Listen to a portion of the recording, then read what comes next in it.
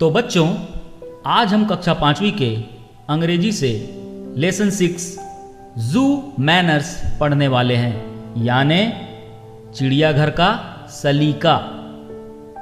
यानी जैसे आप कभी चिड़ियाघर जाते हैं, जू घूमने तो कभी गए होंगे, जहाँ पर तरह तरह के जानवर होते हैं, पक्षी होते हैं। लेकिन आपको किस तरह से अपना व्यवहार वहाँ पर रखना है, चाहे आप जानवरों को देख रहे हो या वहाँ के आसपास के लोगों से।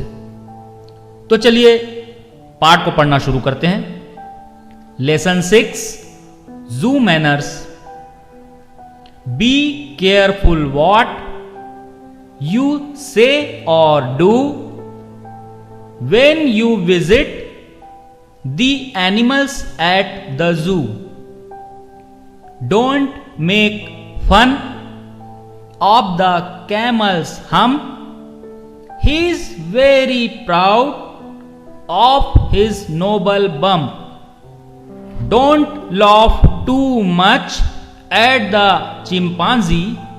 He thinks he is as wise as you are me. And the penguins strutting around the lake can understand remarks you make.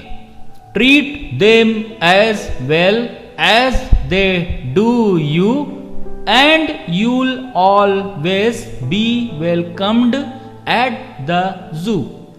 चलिए एक बार फिर से पढ़ते हैं।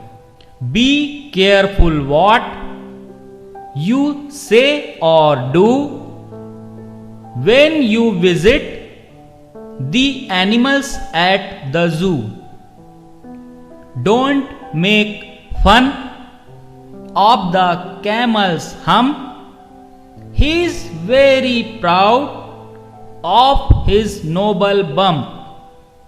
Don't laugh too much at the chimpanzee. He thinks he is as wise as you are me. And the penguins strutting around the lake can understand remarks you make.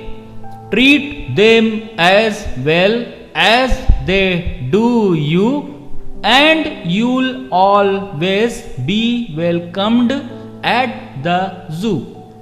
चलिए एक बार फिर से पढ़ते हैं। चलिए इसका हिंदी अनुवाद अब जान लेते हैं कि पाठ में क्या क्या बताया गया है, इस कविता में कौन सी बातें कही गई।